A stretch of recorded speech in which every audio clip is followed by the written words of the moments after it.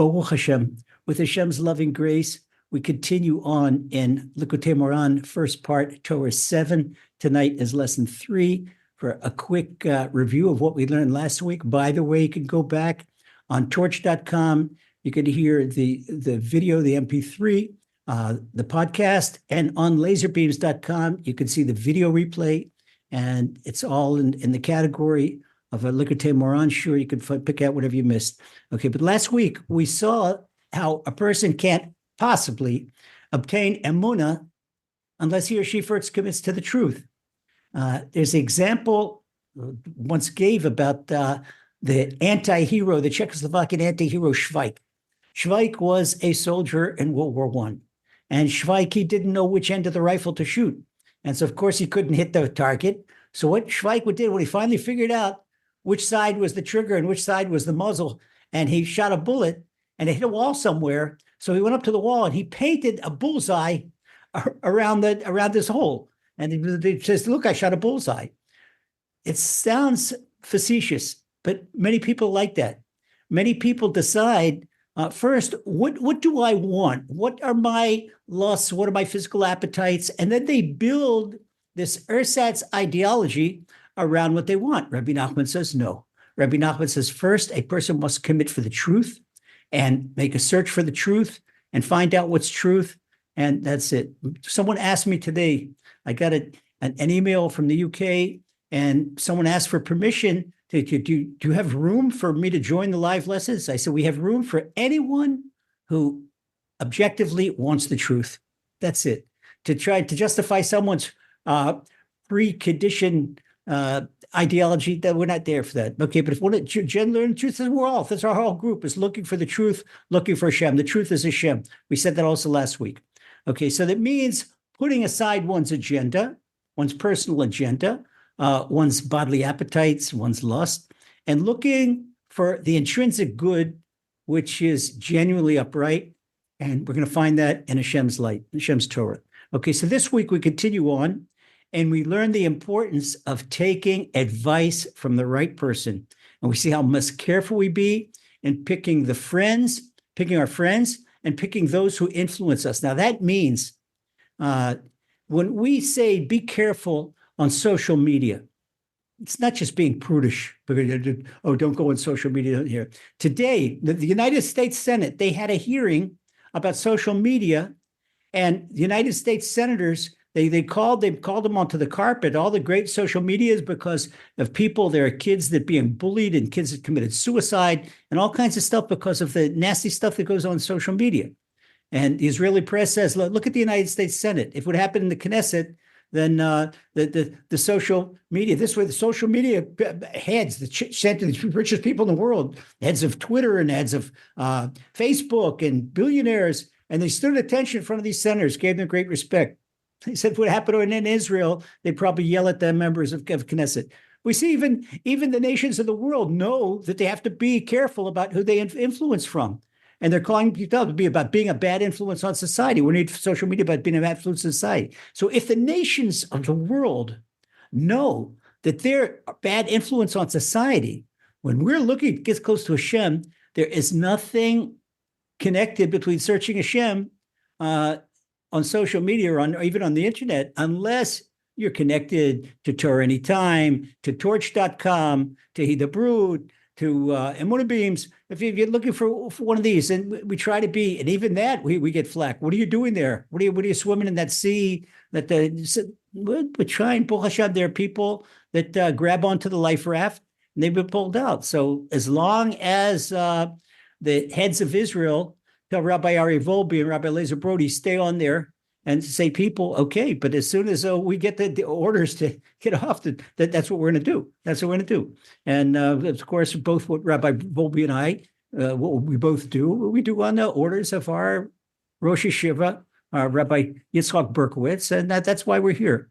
Okay, so we're trying to give a positive influence. We have to be very careful. For every positive influence, there are thousands and thousands of negative influences. So we're going to learn about why Rebbe Nachman explains why this is so very important. So open up Likutei Moharan to part 1, to Torah Zion, to letter Gimel, the third letter. Rabbi Nachman says, "I efshar lavo le'emet el ayedei hitkarvut letzadikim." A person cannot get close to truth unless a person connects himself and gets in proximity of the tzaddikim, the true tzaddikim. It's when Rabbi Nachman says tzaddikim, he means a true tzaddikim. He doesn't mean people necessarily the colors of the coat and how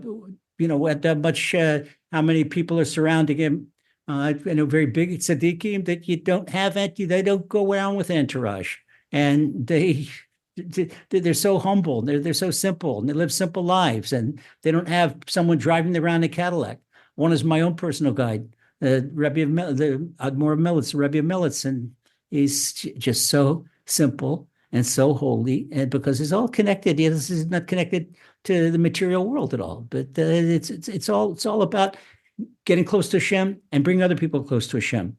So Rabbi Nachman says, if you want to find truth and you want to get close to the truth, you have to be connected to these tzaddikim.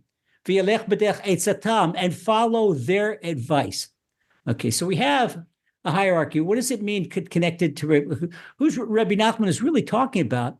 He's talking about autobiographically. He's talking about himself. With the true tzaddik, he's talking about himself. But Rabbi Nachman says, wait, how am I supposed to have a connection with Rabbi Nachman? Rabbi Nachman left this world in 1810. So we're 214 years ago.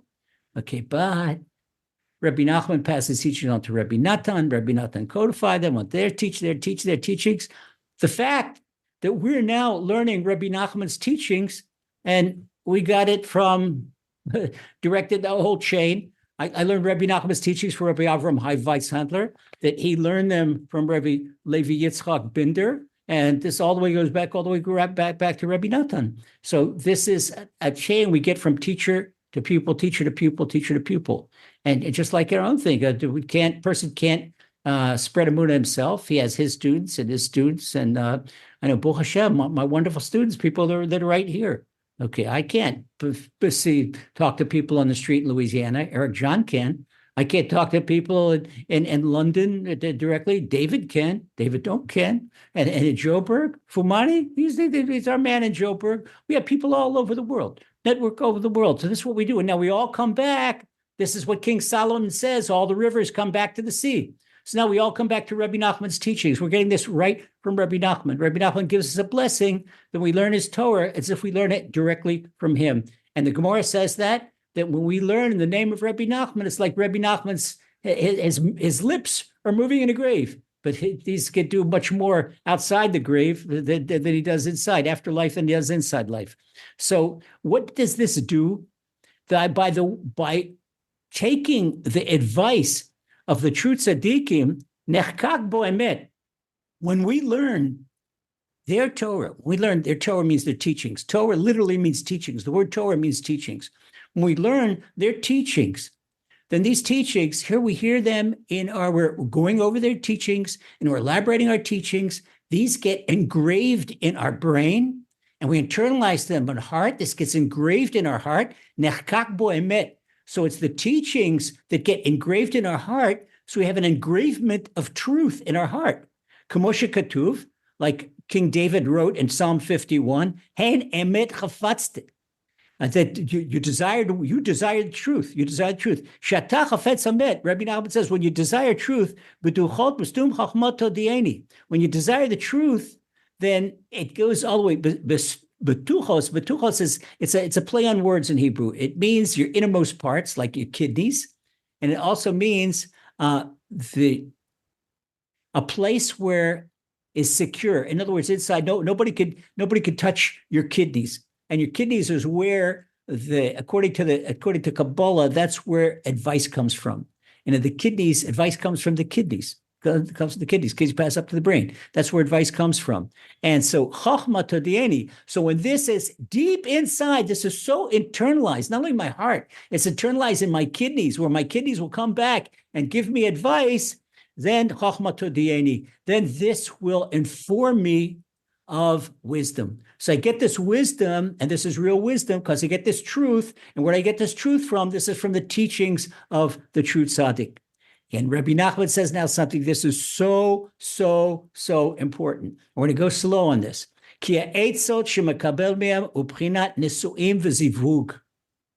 When a person accepts advice from another person, it is just like, if we can imagine physicality, a conjugal relationship. Imagine a mental conjugal relationship.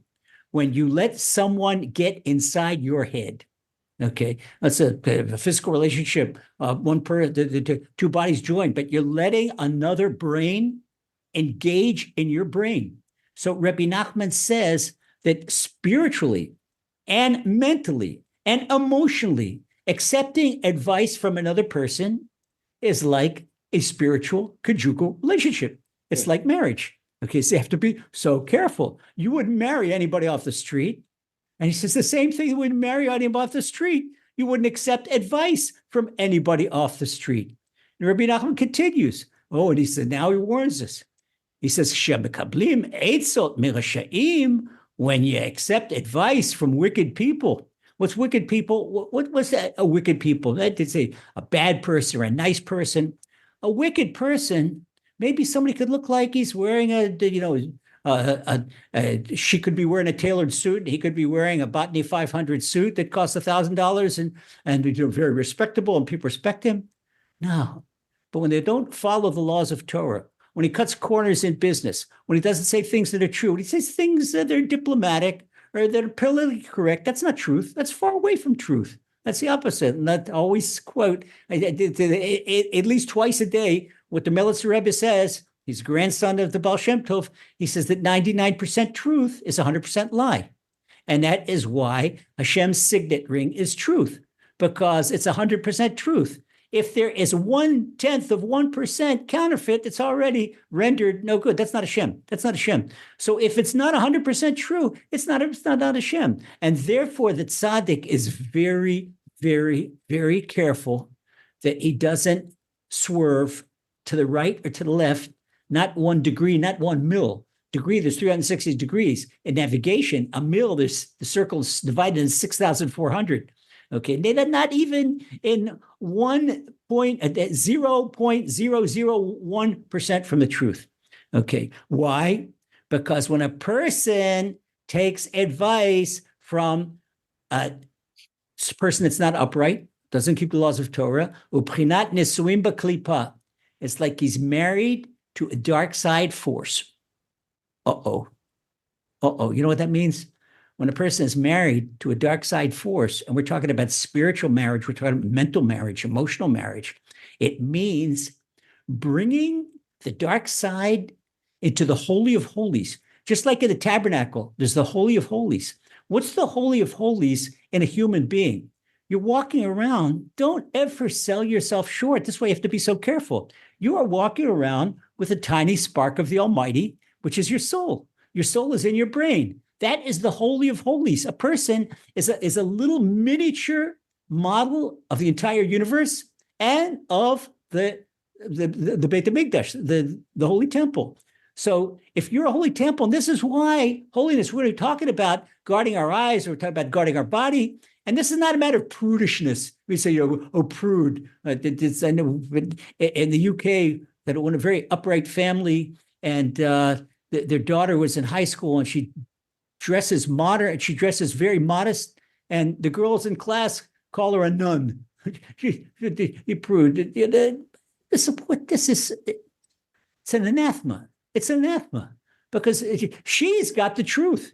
She knows that she is an example of a spiritual temple, a holy temple.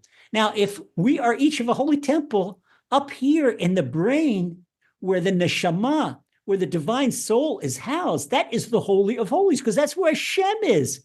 That's why you have to love a person and respect every other human being.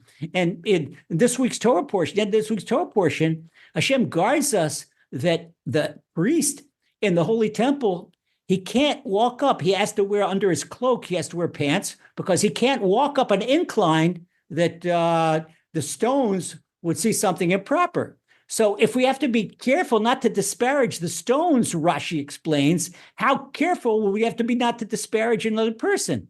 So if you have to be careful not to disparage another person, how can we disparage ourselves? How can we defile the Holy of Holies within ourselves? So when a person takes advice from another person that's not upright, then it is being married to the dark side. It's taking the dark side and putting it in the Holy of Holies. Wow. Can you imagine if you have a hotel room? Oh, the king is coming to your town. So they go, and as the king's entourage looks for a proper hotel, they go to the Ritz-Carlton, and they go here, and they go to the Hilton, and they finally decide at the Hilton, they say we want a royal suite for the king. And they say, sure. They find out it looks like the best place.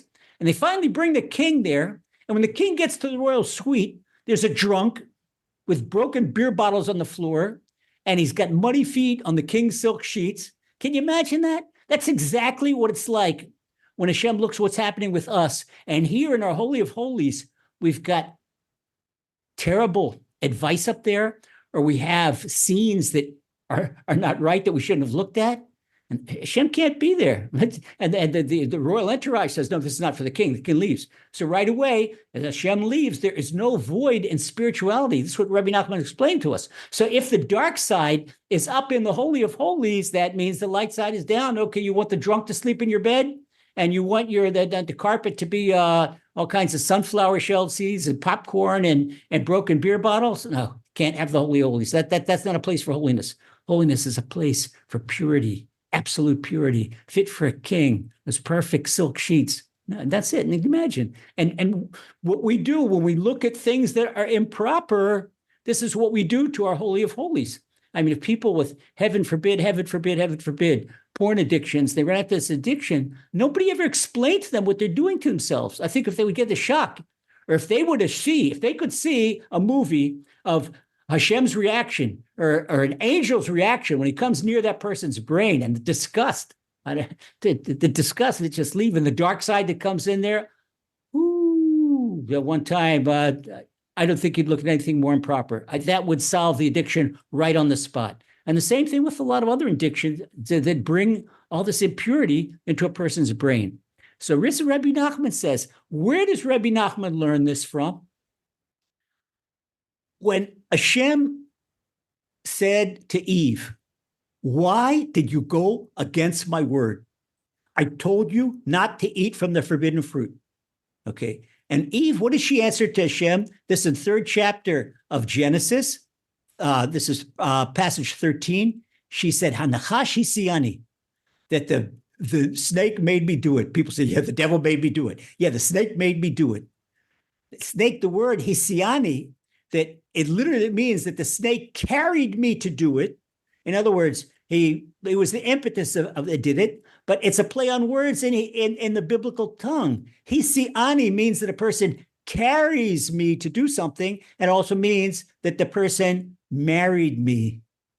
Same word. So what Eve is saying, that the snake gave her the advice, that he made him do it by his snake's advice, she's also saying that a snake married me. We have a authorization of this in the Zohar, that the Zohar says this is what she answered. This is the language in the Holy Tongue. This is the language of marriage. So the advice that Eve got from the snake was just like as if she married the snake. And you see, in Kabbalah, they use the imagery as if Eve had conjugal relationships with the snake. That is not the case. Okay, people that don't go into it deep enough, they think this. They say that Cain and Abel. Abel was born from Adam, and Cain was born from the snake. No, that's not right. That's not right. That is not right. It means that in Kabbalah they say that Eve had an aspect of conjugal relations. We're talking about the spiritual conjugality, the spiritual that she enabled, just as in physical marriage, that the female partner enables the male partner, it gives entrance to the male partner, that she gave entrance to the dark side. But where did she give entrance to? Up here in the Holy of Holies. We're talking about up here. Let's elevate the imagery. Okay, people they gravitate, they think, oh yeah, well, this is racy. They found something and they found something racy and X-rated in Kabbalah. No, it's not. There's nothing X-rated in Kabbalah. It's here. You have to uplift the imagery and see what we're talking about. So when the Kabbalah says, Zohar says that the snake injected Eve with impurity, again, people that they talked about as injection of an impure seed. No, it's not an injection. We're talking up here again, an injection of impurity in the Holy of Holies in her soul. Because up till now, there was no death in the world. Up till now, Adam and Eve, before the sin, they would have their conjugal relationships were just like eating breakfast. It was just, this was a matter of existing, and a conjugal relationship was a matter of what Hashem told them, to be fruitful and multiply. There was nothing impure about that, nothing dirty about that. There was all elevated. It was all purity. It was all doing Hashem's will. But as soon as she entered, as soon as the Nachash, the serpent, the snake, entered her brain, this injected her, what's the impurity? With the evil inclination. Now the evil inclination became a part of Eve's brain and a part of Adam's brain. Now that they're part of Eve's brain and Adam's brain, now they're in the DNA of humanity, and from all subsequent right down to us. And now you know, this is in evolution, how we got our evil inclination. This is how we got our evil inclination, because Hashem created man without an evil inclination, went against Hashem's wishes, got the evil inclination. How? Rebbe Nachman explaining, because of the injection of impurity into the divine soul. And that is what it means when Rebbe Nachman says, according to Zohar, that the primordial snake injected Eve with impurity. Now, over Mamad Har Sinai, Paska Zo Matan. But there was a correction for that. The Gemara in Tractate Shabbat, page 146, said that when the Israelites received Torah on Mount Sinai, Hashem gave them the correction. Since they willfully received Torah, and the Midrash tells us that Hashem went to all the nations of the world, they didn't want the Torah. The Ishmaelites said, the Hamas, what's in there? Oh, thou shalt not kill. No, that's not for us.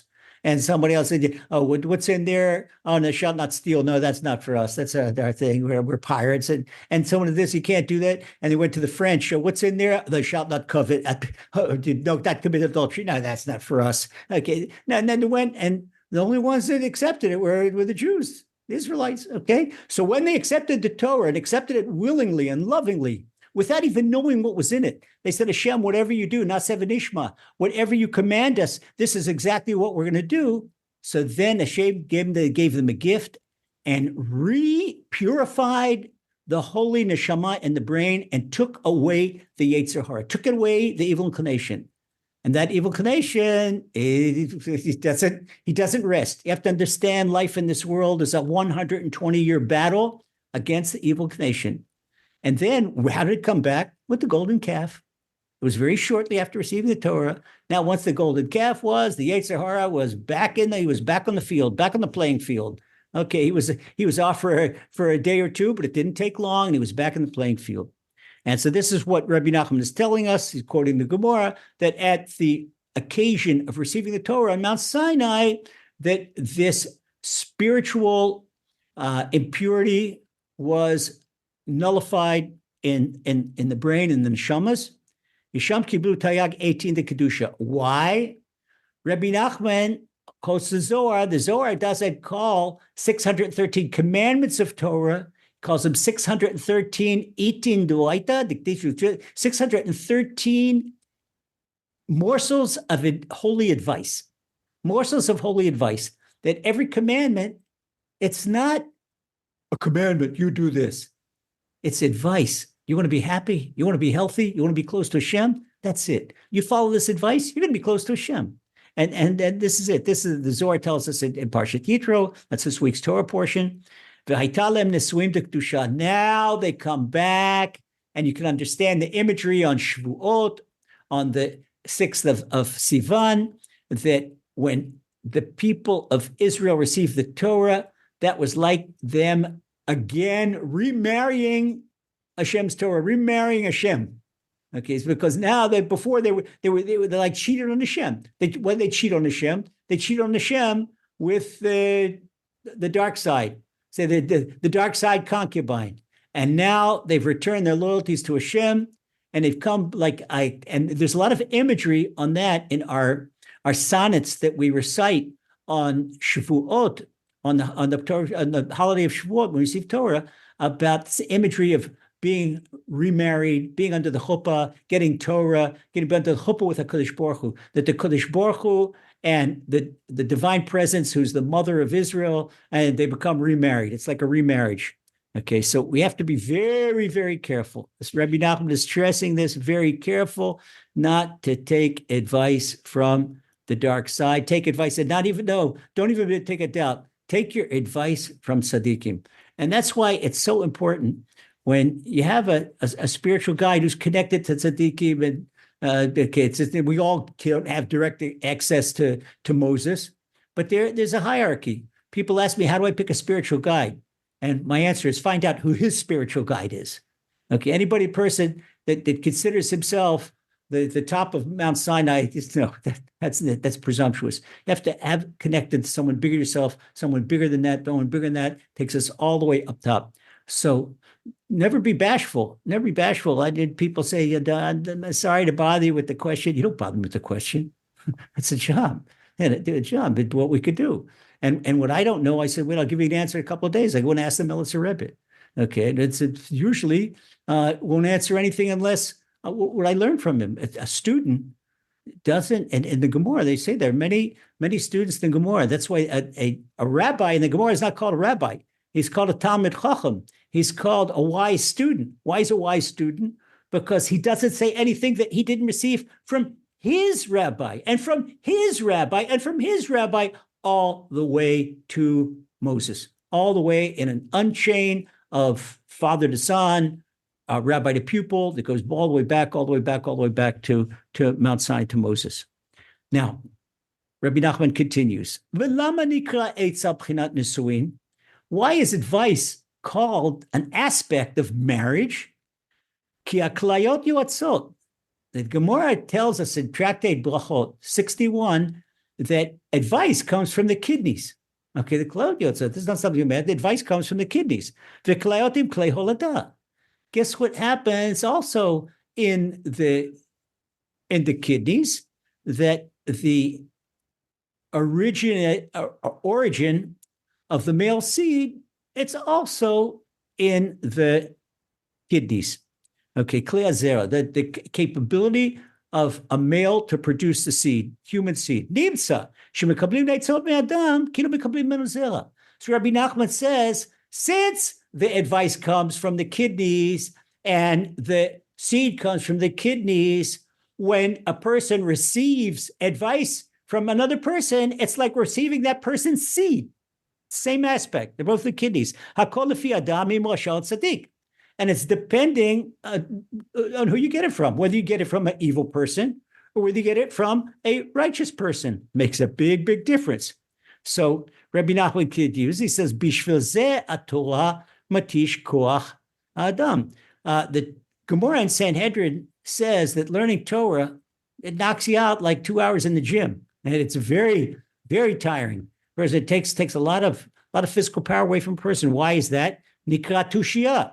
Because the Torah is called tushiyah. Tushiyah is a play on words. One side it means insight, and on the other side it means that it wears you down. Okay, it wears you down, because there are 613 pieces of advice in the Torah, and that's what King Solomon tells us in Proverbs chapter 8, Proverb 14. Li eitzah v'tushiyah. He says, I have advice and insight. And also insight and wear you down. What's the advice, insight that wears you down? That's the learning Torah. So the connection, the juxtaposition of advice and the word tushiyah, which is the insight that a person gets from learning Torah, this Rebbe Nachman learns from King Solomon, the wisest of all men, that he brought this juxtaposition in chapter 8 of Proverbs. And once again, that we learn, bring it back, that the advice that a person gets, this is an aspect of marriage, and it's just like marriage. And Rebbe Nachman is using this as imagery. He's using this imagery against, he uses conjugal imagery. He says, just like learning Torah wears a person down, the conjugal relationship wears a person down. A person's tired afterward. And just like the person's tired after learning Torah because they've been spending all this effort, and the seed comes from the kidneys, and the advice comes from the kidneys, and a person is learning the advice from the Torah. So he says a very similar aspect, very similar. Rabbi Nachman is talking, again, keep it on a very lofty level. Rabbi Nachman is using this lofty imagery, and Rabbi Nachman was so holy. He's so holy, he's just saying, but a person can understand. We're trying to understand. We talk to young people about the depth and the holiness of the conjugal relationship and how important it is to guard the covenant. And the people in modern society that's lacking, it's just like a lust, like any other kind of lust. That's all dark side. That is all dark side. And a person that considers, if a person is connected, for example, eating and drinking is the most elevated thing that could be. We wash our hands before we eat. We make grace before we eat. We speak Torah at the table. We make grace after meals. It's like the Gemara says, when a person eats in holiness, it's like sacrificing, make a sacrifice on the holy altar. But how about when people come down and they just, they have a food bash and they bring it down, that this is all our physical activities are meant, when done in holiness, to get it close to Hashem. There's a story about Rebbe Nachman, and Rebbe Nachman was looking at his front window, and Rebbe Nachman saw a young man on Shabbat in the morning, and he was running to the mikveh. Why he was running to the mikveh? Because the night before, he had conjugal relationships with his wife, and Rebbe Nachman said to Rebbe Natan, he says, come, look at the window. He says, you see that young man? He says, yeah, I see what. He said, don't you see him glow? And Rebbe Nachman said he did what he had to do in such purity that he glowed. Where most people, if they're like that, they're dull because they do it. They do it with the thought of an animal. People eat and drink, but the same kavana, the same intent as an animal. No, we eat and drink to sustain our bodies, to get close to Hashem, to keep a healthy body. Hashem gave us this wonderful body. And we don't eat and drink anything. We eat and drink responsibly and healthy food because to keep us healthy, not because of things that we like. And if it's junk food, that's all lust. Everything we do, lust is all dark side. It all has to be to keep us close to Hashem. And that's why Hashem gave us this physical body and brought this physical body down to the world. You have to understand, cherished brothers and sisters, we are the only creature in the universe and all of creation that has the soul of an angel and the body of an animal. So when we go to the advice in holiness, we take our advice in holiness, we uplift ourselves to level of an angel above the angels, because the angels, there are times when the Midrash tells the angels came down to earth and they messed up. They couldn't do. So when we have this human body and we uplift it in holiness by taking the holy advice, then we're above the level of angels. Yet, if we take this holy soul that Hashem gives each one of us and bring it down, we're below the level of a beast, low level of an animal, because the animal does what he wants out of instinct. But when a human acts like an animal, he's taking this holiness, this hope diamond, and throwing it down, excuse the expression, in the manure. That's exactly what he's doing. So this is something terrible, something exactly terrible. So you have to understand that it's how important it is to get advice. We continue on. Now, what does Rebbe Nachman? We said tonight, let's called Seeds of Truth. Rebbe Nachman says the advice you get from a tzaddik are all seeds of truth. Ve'atzat tzaddik ukulo zera emet. Since you get the advice from a tzaddik, it's like spiritually getting his seed, but it's a spiritual seed. That's the advice that is going to impregnate your soul and produce good thoughts and produce good deeds. That's the impregnation here. That's the imagery, that a tzaddik gives you a thought that goes in your brain And it now produces, it's now productive because it gives you an idea to learn more. It gives you an idea to do more good things. It gives you an idea to get closer to Hashem. So what the tzaddik has done, he has impregnated your brain. And that is why getting advice from the tzaddik is just like getting a seed. But Rebbe Nachman says it's zera emet. It's all the seed of truth. What's the seed of truth? He's not going to tell you a thing that you wouldn't hear from Hashem, because it's his responsibility to bring you closer to Hashem. He continues on and says, this is what Jeremiah the prophet intended in chapter 2, verse 21. V'anochi netaticha sorek, chinat geula. But Jeremiah says, he says, I have planted Sion. A Sion is like a vine, a root cutting. It's going to grow and grow a bit. I planted a vine, and this is, Rabbi Nachman says this vine that he's talking about. Jeremiah calls this vine the true seed. And this is the meaning that alludes to the advice that one gets from the tzaddik. And this, Rebbe Nachman says, is going to bring a person to truth because it's the true seed. And by bringing that person to truth, the person is going to get emunah. And by bringing the person to emunah, he's connected to the truth. And then comes the geula, the full redemption people. We started Torah 7 that we are still in exile because of a lack of emunah. And we have a lack of emunah because of a lack of truth. And we have a lack of truth because we're not connected to tzaddikim. This is the whole chain Rabbi Nachman sees. Once again, let's review the chain. Okay, when a person connects to a tzaddik, the tzaddik connects a person to truth. Truth connects a person to emunah. Emunah takes a person to his geula. Rabbi Natan said, even though the world has not yet been redeemed, he says, I feel like my own personal life is redeemed. I know there's a Hashem in the world, and I speak to Hashem every day. When you have Hashem in your life and you have emunah, it's like your personal redemption is already here. For you, hey, Mashiach is here. And that is how the beautiful upward spiral of connection to the tzaddik. Once again, we're connected to a tzaddik.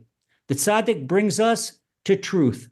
Truth brings us to emunah. Emunah brings us to geula, to our redemption. Okay, so that is how through the tzaddik's advice, we connect ourselves to truth, we connect ourselves to emunah, and we connect ourselves to redemption.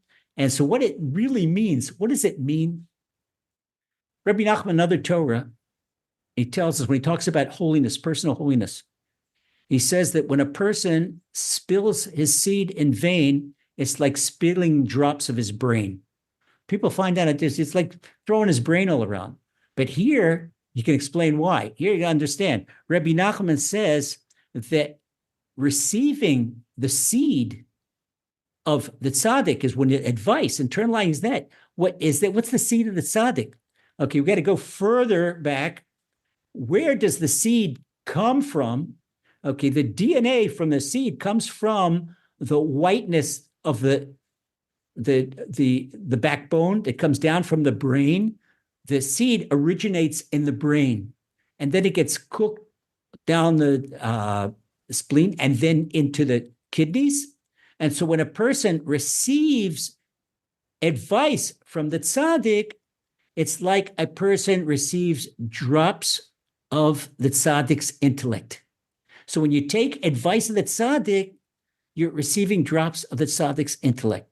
Now, there's something very salient when you want to see how well a person has been the understudy of his rabbi and spiritual guide.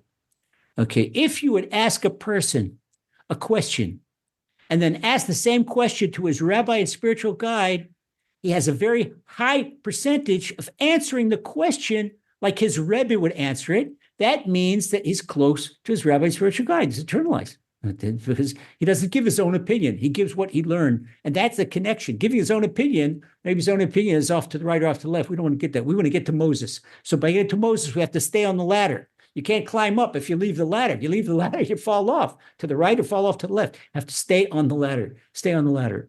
And this is because if you understudy you have your own spiritual guide, and you learn his teachings, you're getting part of his intellect. In your intellect, you're uplifting yourself, and now you're connected to this beautiful upward ladder. That is the imagery of Jacob's ladder.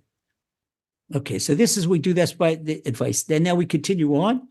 V'zehein emet chafetzi betuchot beklayot chachma todieni she'ezke lekabel tipei hamoach tipei hasechel ayidei etza shemekabel b'hem v'az ezke le'emet ki tipei hasechel nikra kulo zer emet. This we learned before, that behold, you want truth, and truth is found in the inner parts. What's all the inner parts, and we said it's a double word meaning the kidneys. And by that way, a person learns the wisdom. So we merit in receiving the drops of intellect that we get from the true tzaddikim. And then as we merit, we have to accept it. I have to accept this. I have to accept the teachings. I can't argue with the tzaddik's teachings. Okay, if I would argue with my Rebbe and say, no, this is not right, this is not right, then I wouldn't be able to internalize it, because you have to accept it. And people want to be right. And they say, if you're right, and you get you argue with your investment advisor, and your investment advisor says, invest here. No, I won't invest here, but you're going to lose your money if you go there. Yeah, listen, put your brain aside and listen to your advisor, and he's going to give you the right advice. Or listen to your accountant, or listen to the best advice. And here we're talking about advice that directly affects us in our Holy of Holies, because that's the true seed. The true seed are the bits of intellect that we get from the tzaddik, from following the tzaddik's advice. Okay, that's Gimel. Now we go up to letter Daled. We're up to letter Daled and Likutei Moharan, and now we learn something new. Rabbi Nachman brings on a new concept, and he says, "Ayidei mitzvah tzitzit," by the mitzvah of tzitzis. If you don't know what tzitzis are the fringe garments. Here, these are our tzitzis. And you go with our fringe garments that are fringed on four sides. This is a command of Torah. By the fringe garment, we're saved by the advice of the snake. Okay, once again, Noahides aren't required to wear tzitzit. Jews very much have to wear tzitzit. Only males, not females. Females are also not required, but male Jews have to, because it's protection against the evil inclination. And to explain why there's no discrimination here, but because of the way that the Noahide soul is built. If you remember, I'll go back to our Noahide lessons. We said that if you compare a Noahide soul to a diesel engine, and compare a Jewish soul to a benzene engine, that they're different. They're quite different types of fuel. So it's enough. You have to have the type of fuel they could put in a diesel engine is much lower combustion than is the benzene engine. It's lower combustible. It's simple. It's usually in Israel and America, it's much less expensive. And that's why people in trucks and people in cabs, they use diesel fuel. Maybe the parts might be more expensive, but on the long haul, it's less expensive. Just because a Noahide only has to have 7 commandments, he doesn't need tzitzit. Tzitzit, they're not one of the 7 commandments. But a Jew, to protect himself, he has to have tzitzit. Otherwise, he is really vulnerable to a lot of difficult things. Just last week, a Noahide asked me if he could wear tzitzit. I thought I knew the answer, but I said, wait a second, I'm going to double check with the Melitzer Rebbe. So I asked the Melitzer Rebbe, I said, Noahide asked me, he says he really wants to wear tzitzit. He happened to learn Torah 7 and Likutei Moharan, and he wanted to wear tzitzit. Okay, so he asked me if he could wear tzitzit. I asked the Melitzer Rebbe, and the Melitzer Rebbe said, there's no reason why not. No reason why not. So they got the okay. If a Noahide wants to wear them, he's not at all required. Not at all required. But he can wear them. I once saw a U.S. senator that once visited Washington, saw the senator of Utah. He was a Mormon. Senator Hatch, I think he passed away since then. He was a very old man. He was a Mormon. He had a mezuzah in his office. And Senator Orrin Hatch, and he had tzitzit also. Okay, so there's nothing that prohibits. It's not prohibited Noahide to wear that. Okay, but it's not required. It's not required. Rabbi Nachman says, "Ayidei," what's the imagery of tzitzit? He says, that by way of tzitzit, they protect a person from the evil inclination, from the serpent, the snake. And this is from being married to the evil side. That's the advice we're talking about. And this married to the evil side, Rabbi Nachman says, this is tantamount to adultery. Who's it adultery? It's being disloyal to Hashem. Imagine that the soul is married to Hashem, it's part of Hashem, and the soul goes away from its partner, its maker, and goes to the dark side. That is probably the worst type of adultery. If people would see what they're doing to their souls, and this week's Torah, the 10 Commandments in this week's Torah portion, Yitro, that they should not commit adultery. And people, by going against the Torah and going against Hashem and denying Emuna, and the smart guys with their atheism and their agnosticism, and they're connected to the dark side and connecting to the dark side. It's bad enough to cheat on your spouse, to cheat on Hashem. Hashem gives you every heartbeat, every breath. Can you imagine if Hashem was vindictive like a human being? Oh, you cheat on me? That's okay. Imagine if a man finds out that his wife cheats on him, throws her in a divorce court, throws her out of the house, cuts her completely off. So imagine Hashem finding out that somebody cheated on him. Okay, closes down his heart, closes down his breathing. If Hashem would act like a human being, don't understand Hashem's patience and Hashem's loving kindness. Hashem continues to beat the hearts of these agnostics and atheists, and unbelievable patience. So this is Rebbe Nachman said, wait, stop and think about what you're doing. Taking advice from the dark side. This is like cheating against Hashem. Tzitzit shmir al haniyuf. And a person wears tzitzit, this protects him against this adultery against Hashem. And it's brought down in the Zohar. V'yikach Shem v'yefet et hasimla. This is the imagery that we learn in the Torah portion of Noah, when Noah got drunk and Noah was lying in bed nude, and Shem took a garment, and then Yefet joined in the mitzvah, and they walked backward so they wouldn't look at their father disrespectfully, and they covered up their father. And then the third son, Ham, came in, and there's two different versions. One version said that Ham didn't want his father to have any more kids, so Ham came in and took a knife and castrated his father. And another version said that Ham saw his father unclothed, and Ham was completely connected to bodily lust, and Ham committed sodomy against his father. This is, for either one, bad news. Okay, but this is the simla, the blanket, the garment that Shem and Yefet covered their father with. This is an aspect of tzitzit, says Rabbi Nachman, because it covered their father's unclothed parts, and just the tzitzit protects our exposed parts of the soul against the dark side. Just as this garment uncovered up Noah, this protects our exposed souls that the evil inclination can attack. But Shem, Ham, what they call Ham, they said Ham, okay, Ham us, okay. Ham, he was the evil inclination incarnate. Shem was the good inclination. Japhet was 50-50. He could go either way. Okay, so this is why the Semites, the Jews, they come from Shem. The Italians, the Greeks, they come from Yefet, and many